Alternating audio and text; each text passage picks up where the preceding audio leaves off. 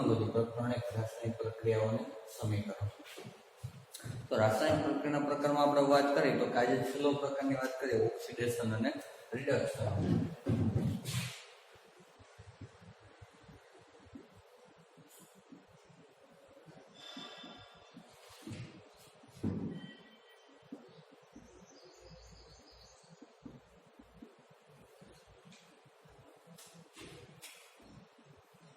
હવે કેવું છે ઓક્સિડેશન અને રિડક્શન। તો ઓક્સિડેશન એટલે હું અને રિડક્શન એટલે તો કે આકૃતિ આપી છે તેનું દોરતો નથી, ખાલી વર્ણન પૂરતી વાત કરતો છું। આકૃતિ તો એક ચાઇના ડીશમાં શું લેવાનું છે તો કે કોપરનો ભૂકો લેવાની વાત કરી છે। એક ચાઇના ડીશમાં કોપરનો ભૂકો એટલે હવે શું કરવાનું બર્નરમાં તેમને શું કરવામાં આવે છે તો કે ગરમ કરવામાં આવે છે। એક ચાઇના ડીશમાં કોપરનો ભૂકો લે અને નીચેથી બર્નર ચાલુ કરીને શું કરવામાં આવે છે તો કે ગરમ કરવામાં આવે છે। જ્યારે ગરમ કરે છે ત્યાર પછી આપણે જોઈએ છીએ તો શું જોવા મળે છે જે કોપર ઓક્સાઇડ છે એની સપાટી પર કેવા રંગનું તો કે કાળા રંગનું શું જોવા મળે છે કે આવરણ જોવા મળે છે। કાળા રંગનું આવરણ માટે શું થઈ ગયું છે તો કે કોપર હવે ખાલી નથી ગયું, શું બની ગયું છે કોપર ઓક્સાઇડ બની ગયું છે। કોપર ઓક્સાઇડ નું સૂત્ર આપણે આવડે શું થશે CuO કોપર ઓક્સાઇડ બની ગયું છે। કેવી રીતના પ્રક્રિયા થઈ ગઈ તો હવે આપણે આ પ્રક્રિયા દર્શાવી દઈએ। અત્યારે કોપર ઓક્સાઇડ બની ગયો આવી રીતના થયો છે। આપણે સૌપ્રથમ શું લીધું હતું કે કોપર પહેલા લઈ લીધું, ત્યાર પછી શું કર્યું હતું કે ગરમ કરવામાં આવ્યું માટે શું આવશે તો કે O2 અહીંયા ઉષ્મા લખી નાખો ઉપર। હવે શું બને Cu+O2 તો શું બને સામે તો કે CuO આ પ્રક્રિયા આપણે આગળ આવી ગઈ। શું બની ગયું કોપર ઓક્સાઇડ, નીચે લખો નામ લખી નાખો હવે શું છે તો કે આ કોપર ઓક્સિજન અને કોપર ઓક્સાઇડ।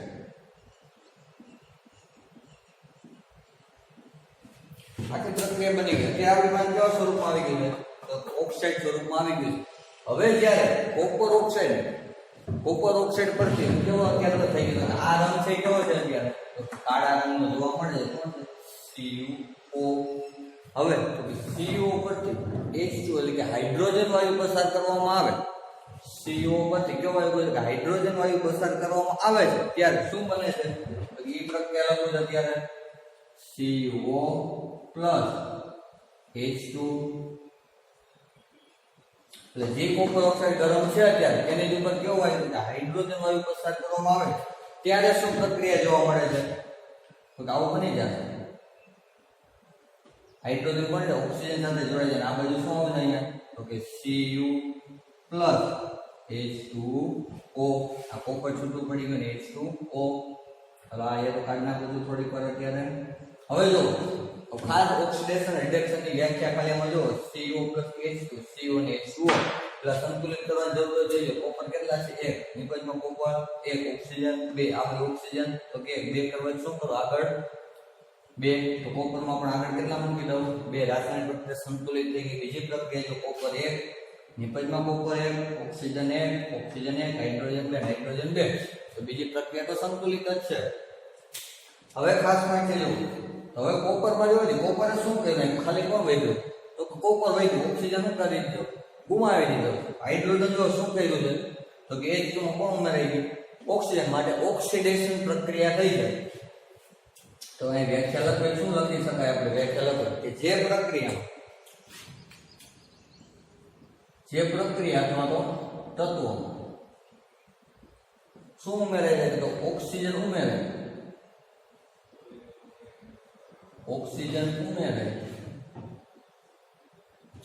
તો તેને શું કહે છે તો કે ઓક્સિડેશન પ્રક્રિયા કહે છે। શું ઉમેરાય જે પ્રક્રિયા ઓક્સિજન ઉમેરાય ઓક્સિજન આમાં શું થયો છે તો કે ઉમેરાય જો પ્રક્રિયામાં ઓક્સિજન ઉમેરાય છે તે પ્રક્રિયા શું કહેવામાં આવે છે ઓક્સિડેશન પ્રક્રિયા કહેવામાં આવે। અથવા તો શું થવું જોઈએ તો કે હાઇડ્રોજન દૂર થવો જોઈએ। હવે જો થઈ ગઈ એક તો વાત તો પ્રક્રિયા થઈ ગઈ। હવે આમાં તો બે પ્રક્રિયા જોવા મળે જો અને ઓક્સિજન શું થાય? જો ઓક્સિજન દૂર થાય તો તેવી પ્રક્રિયા રિડક્શન કહેવામાં આવે છે.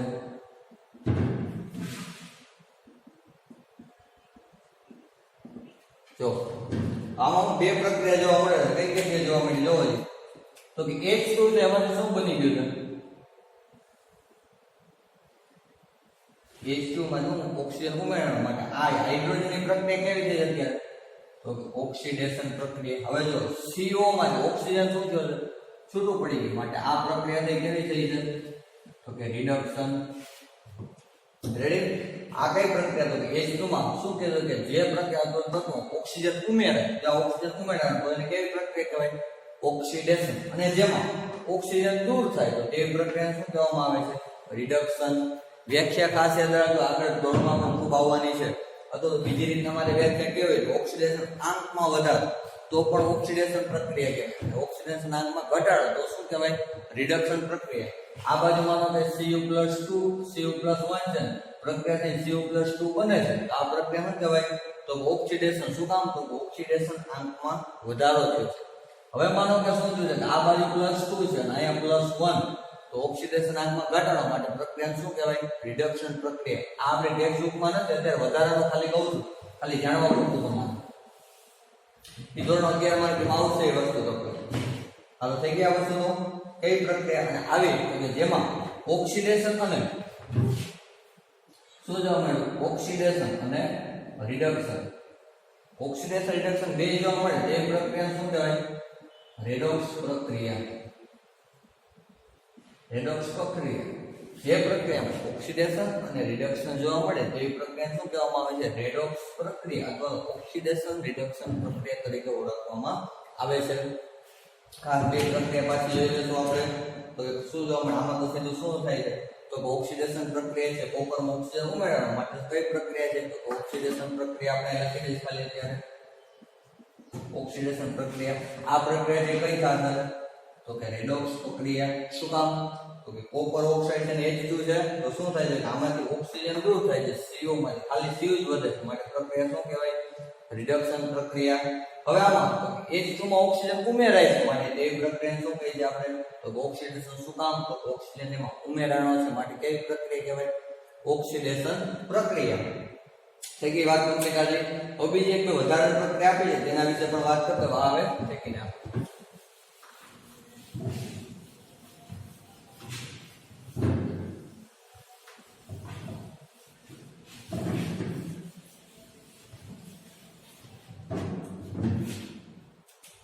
આ પ્રક્રિયામાં કેવું? ZnO+C. શું કહું છું? ZnO+C. હવે શું બને છે? એ પ્રક્રિયામાં જોયું ને લખી દઉં. ZnO માંથી C માટે Zn+CO. Zn નું શું થયું અત્યારે જોઈ શકે? Zn નું શું થયું? તો કે Zn નું તો કે રિડક્શન. શું કામ? તો ઓક્સિજન દૂર થાય છે અને કાર્બન નું શું થાય છે? તો ઓક્સિડેશન. શું કામ? તો કે કાર્બન માં ઓક્સિજન ઉમેરાનો છે માટે આ પ્રક્રિયા કહેવાય. આપણે કઈ પ્રક્રિયા કહી શકીએ? તો કે રેડોક્સ પ્રક્રિયા. હજી એક વખત જોઈએ. ZnO છે તો ઓક્સિજન Zn માંથી શું થયું? દૂર. તો આપણે આગળ વ્યાખ્યા લખેલી પ્રમાણે જુઓ તો જો ઓક્સિજન દૂર થાય તો તે પ્રક્રિયા શું કહેવાય? રિડક્શન પ્રક્રિયા. અથવા ઓક્સિજન ઉમેરાય તો તે પ્રક્રિયા શું કહેવાય? ઓક્સિડેશન પ્રક્રિયા. માટે કાર્બનમાં ઓક્સિજન ઉમેરાય છે માટે આમાં શું થયું છે? કાર્બનમાં તો કે ઓક્સિડેશન. અને જો બંને એક સાથે જોવા મળે તો તે પ્રક્રિયા શું કહેવામાં આવે છે? તો કે રેડોક્સ પ્રક્રિયા. તો આ રેડોક્સ પ્રક્રિયાનું ઉદાહરણ છે. સંતુલિત કરવાની જરૂર છે તો એ જરૂર પડશે નહીં. Zn એક આ બાજુ Zn એક ઓક્સિજન એક આ બાજુ ઓક્સિજન એક. કાર્બન કેટલા છે? તો કે કાર્બન છે. ત્યાર પછીની વાત કરે છે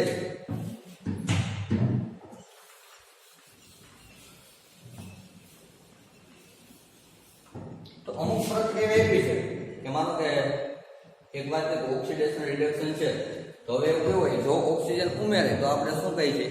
તો ઓક્સિડેશન. અને હાઇડ્રોજન દૂર થાય તો તે પ્રક્રિયા શું કહી છે? તો કે રિડક્શન પ્રક્રિયા. એવું પણ ઊંધું પણ કહી શકીએ. જો હાઇડ્રોજન ઉમેરે તો તેને શું કહેવામાં આવે? રિડક્શન. અને ઓક્સિજન દૂર થાય તો તેને શું કહી શકીએ? તો કે રિડક્શન પ્રક્રિયા પણ કહી શકાય છે. ત્યાર પછી આપણે વાત કરી ક્ષારણ વિશેનો પોઈન્ટ છે. ક્ષારણ, તો ક્ષારણ એટલે તો શું કરે, તો કે ધાતુની સપાટી, ધાતુની સપાટી ઉપર, ધાતુની સપાટી કોની, તો કે ભેજ અને એસિડ પ્રક્રિયા કરી ધાતુની સપાટી ખોવાણ, ધાતુની સપાટી પર ભેજ અને એસિડ પ્રક્રિયા કરી ધાતુની સપાટી પર ભેજ અને એસિડ પ્રક્રિયા કરી ધાતુની સપાટીને ખવાણ એટલે કે ખવાઈ જાય છે. આપણે જોતો હોય લોખંડની સપાટી જોઈએ, લોખંડ આપણે જયારે નવું લઈએ છીએ ત્યારે કેવું હોય છે, તો કે ચમકારા માટે, પણ એ જ લોખંડ જ્યારે શું કરે છે, તો કે થોડાક સમય પૂરતું ખુલ્લા વાતાવરણમાં રાખી દે છે. એટલે આપણે જોઈએ છીએ કે એની ઉપર કથ્થઈ રંગના શું જોવા મળે, તો પડ, આપણે એને શું કહીએ છીએ વ્યવહારુ ભાષામાં, તો કે કાટ કહીએ છીએ. એ ધાતુની સપાટી ભેજ અને તો એસિડ પ્રક્રિયા કરી ધાતુની સપાટીને ખવાણ થવાની પ્રક્રિયાને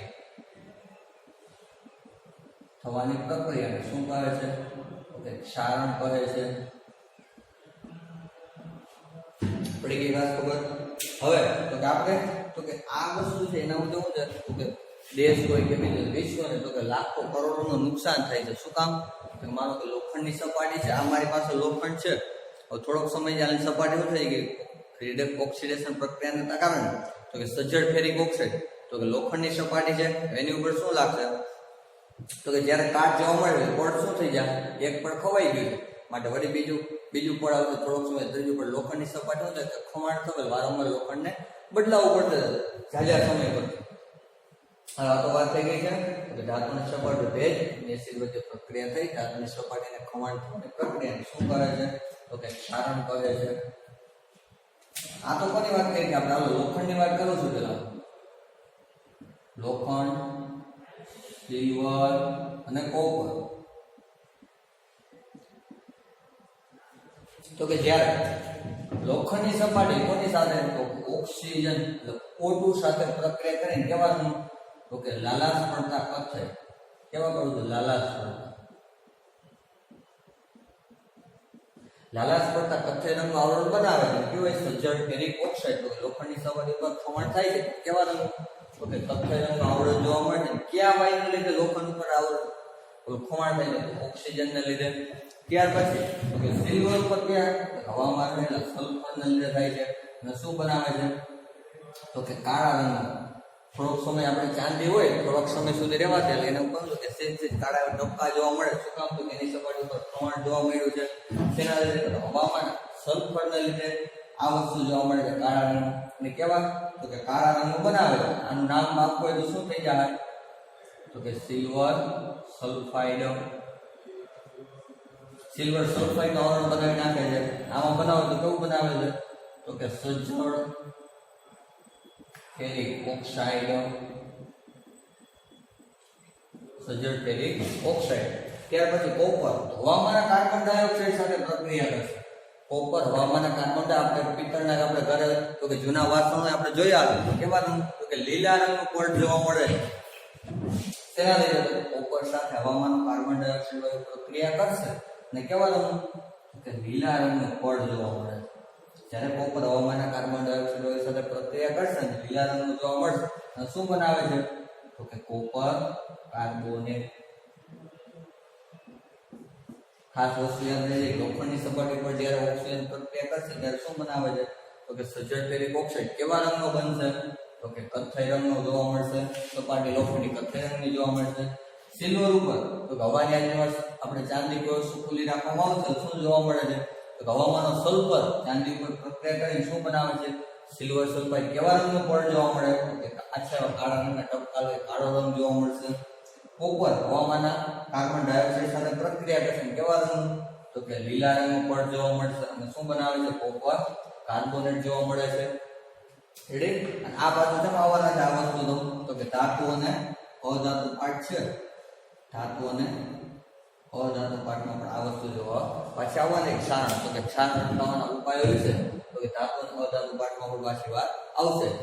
ત્યાર પછી વાત કરે કે ચરબી તેલ અને ચરબી આપણે ખોરાકનો અવાજ સાંભળી શકીએ.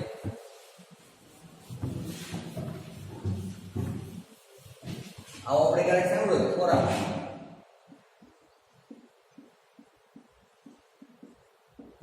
તો કે ખોરાક એટલે શું? તો આપણે ક્યારેક સિંગ છે એ વસ્તુ આપણે સિંગ જેવું ખાધું તો આપણે એવું કહીએ કે આ ખોરી થઈ ગઈ, ખોરી થઈ ગઈ. ખોરી થઈ ગયાનો મતલબ શું છે? શું હોય હવામાન? તો કે ચરબીયુક્ત અથવા તો તેલી પદાર્થ. તો કે જે આપણે ખોરાક ખાઈએ છીએ એમાં ચરબી હોય તો તેલીયુક્ત પદાર્થ હશે એ હવામાનના ઓક્સિજન સાથે પ્રક્રિયા કરી શું તો કે ખોરાકનું આપણે એવું કહીએ ખોરું થઈ જાય, ઓક્સિડેશન પ્રક્રિયા થઈ જાય. માટે આવો કોઈ પદાર્થો હોય તેને શેમાં? તો કે એન્ટીઓક્સિડન્ટ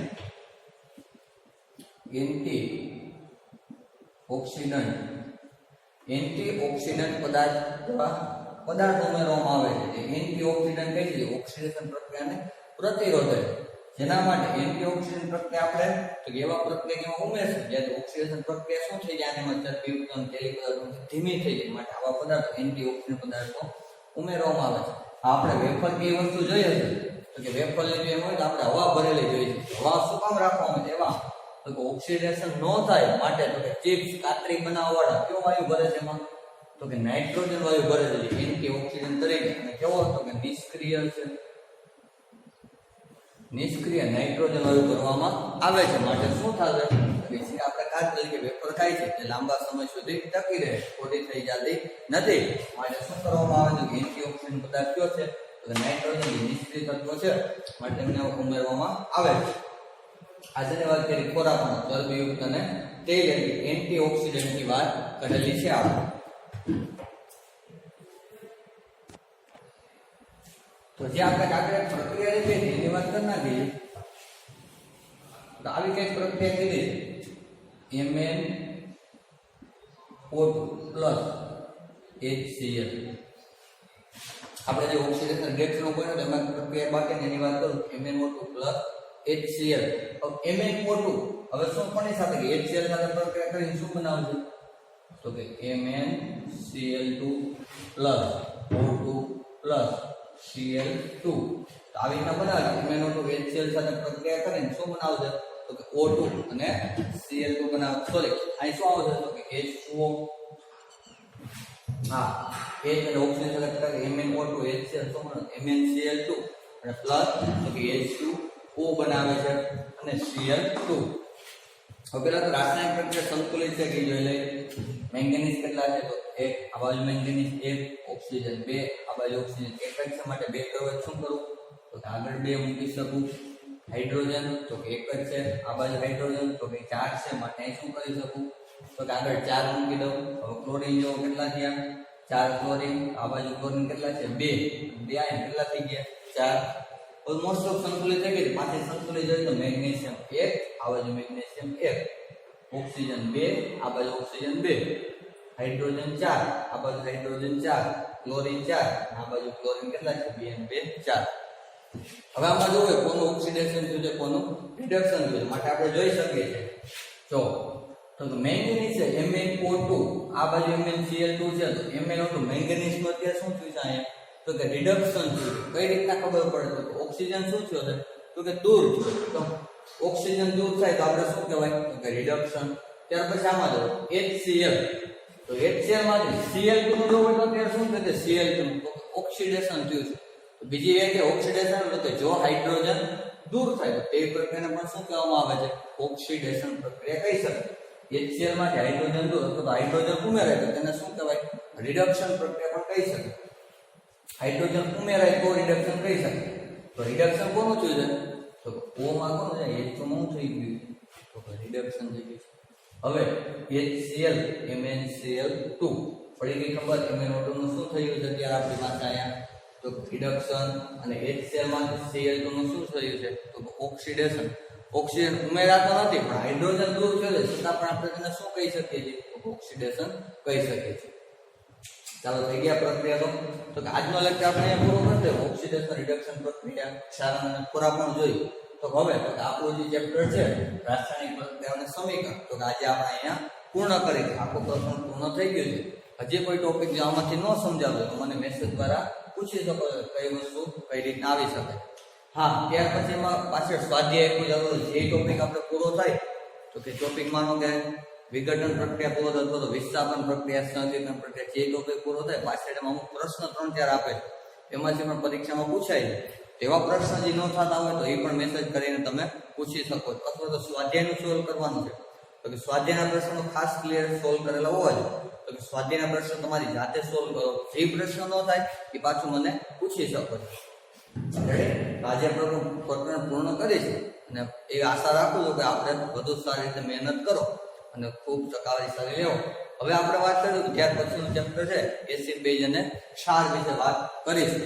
ત્યાં સુધી આ ચેપ્ટરમાં તો કે 1-2 વખત પાછા વિડીયો આપણે જોઈ લઈશું, રિવિઝન કરી લઈશું અને જો કોઈ પણ વસ્તુ ખબર ન પડે તો પાછું પૂછી શકો. તો કે જે આટલા લેક્ચર તમે મારા નિહાળ્યા અને સાંભળ્યા અને એમાંથી ઘણું પણ શીખ્યા એ બદલ ખૂબ ખૂબ આભાર.